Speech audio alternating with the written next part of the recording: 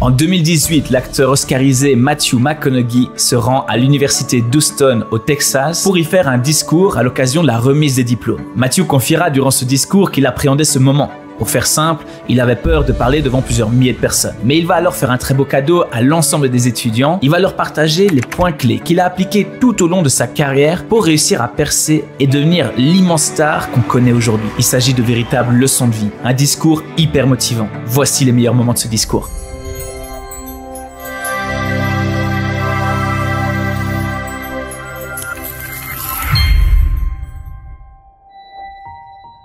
Je vais vous parler de certaines choses que j'ai apprises au cours de mon parcours. Beaucoup viennent de mes expériences, d'autres que j'ai entendues par hasard. Je mets encore en pratique beaucoup d'entre elles et je suis convaincu qu'elles sont toutes bonnes à prendre. La vie n'est pas facile, elle ne l'est pas. N'essayez pas de la rendre simple. La vie n'est pas juste, ne l'a jamais été, ne l'est toujours pas et ne le sera jamais. Ne faites pas l'erreur de croire que vous avez droit à un traitement de faveur et de vous positionner en victime. Vous n'en êtes pas une, ressaisissez-vous et avancez. Le bonheur est une réponse émotionnelle à un résultat.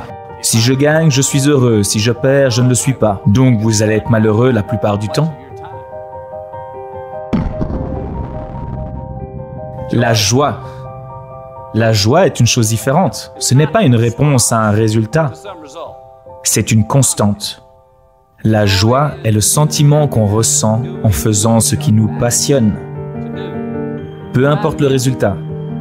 Personnellement, en tant qu'acteur, j'ai commencé à ressentir de la joie dans mon travail. L'erreur que je faisais était de dire « j'ai besoin que ce film soit un succès au box-office. J'ai besoin de la reconnaissance pour mes performances. J'ai besoin du respect par les autres acteurs. » On a tous des aspirations différentes, mais les faits sont là.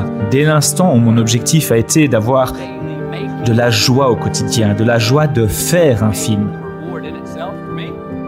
eh bien, je n'ai jamais eu autant de films au box-office que depuis ce moment-là.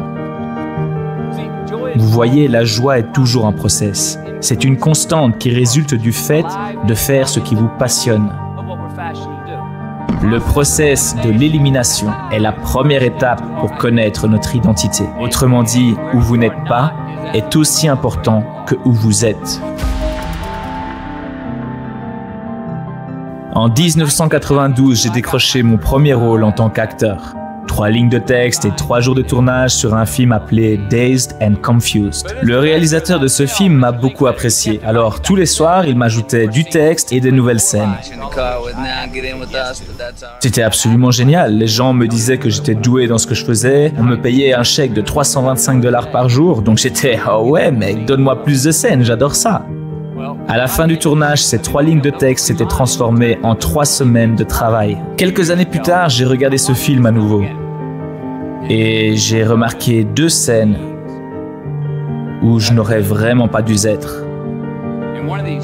Et dans une de ces scènes, mon personnage quittait l'écran car il devait partir. Et puis il revenait à l'écran pour vérifier si l'autre personnage était OK avec lui.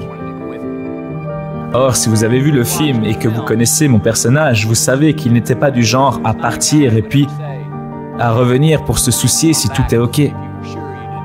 Mon personnage était le genre de mec qui avait mieux à faire, comme aller voir les jolies filles à l'université. Donc je me suis dit, je n'aurais pas dû être dans cette scène, je n'aurais pas dû revenir. Mais le fait est que comme c'était mon premier film et que je voulais toucher plus de salaire, je voulais qu'on me fasse revenir et qu'on me voie à l'écran. Je voulais être toujours plus à l'écran, et toujours plus longtemps, et revenir encore et encore. Mais je n'aurais pas dû être là. Mon personnage n'aurait pas dû être là. C'est aussi important, là où nous ne sommes pas, que là où nous sommes.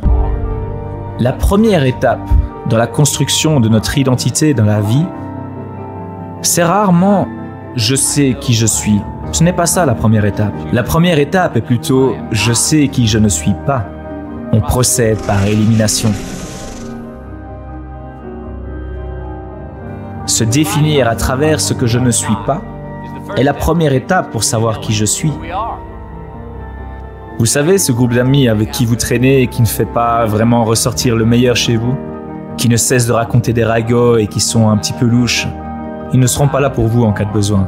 Ou alors ce bar où on s'entête à aller et on en sort toujours avec une énorme gueule de bois. Ou cet écran d'ordinateur qui nous sert d'excuse pour ne pas sortir de chez nous et ne pas avoir d'échange avec le monde extérieur et vraiment interagir avec les autres.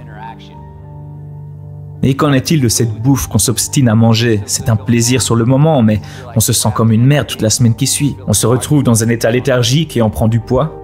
Eh bien, ces gens-là, ces endroits-là et ces choses-là, arrêtez de leur donner votre temps et votre énergie. Ne cédez pas, faites taire ces envies. Et quand vous faites taire ces envies, que vous arrêtez d'aller dans ces endroits, vous arrêtez d'y consacrer du temps, eh bien, croyez-moi, vous passerez beaucoup plus de temps dans des endroits qui sont bons pour vous et qui vous procurent de la joie. Pourquoi ? Parce que vous aurez éliminé les personnes, les endroits, les choses et les moments qui vous éloignent de votre véritable identité. Et si vous faites ça, vous aurez accès naturellement, presque fatalement, à ce qui est le plus important pour vous, en procédant par élimination. Commencez par éliminer qui vous n'êtes pas, et vous allez naturellement finir par trouver qui vous êtes. Analysez vos succès, et le reste du process est la gratitude. On met souvent notre attention sur nos échecs, n'est-ce pas?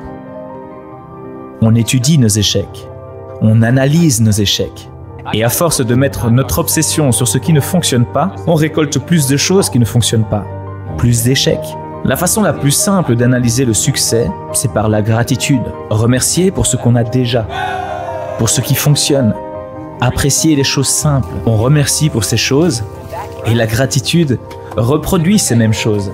Alors on crée plus de choses pour lesquelles on sera reconnaissant. C'est très simple et ça fonctionne.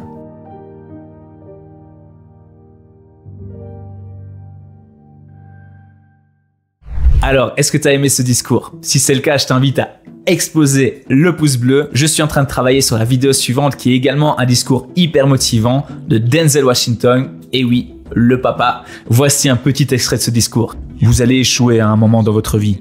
Acceptez-le. Vous allez perdre. Vous allez être embarrassé. Vous allez être nul dans certaines choses. Il n'y a aucun doute là-dessus. Je sais que ce n'est certainement pas un message traditionnel pour une cérémonie de remise des diplômes. Mais je vous le dis, acceptez-le, car c'est inévitable. Quand vous êtes acteur, vous échouez tout le temps. Et voilà, donc pour être certain de ne pas louper ce contenu à venir, abonne-toi, le bouton est juste là en dessous. Je te dis à très bientôt, ne lâche rien, c'était Daniel, on va y arriver ensemble. Ciao!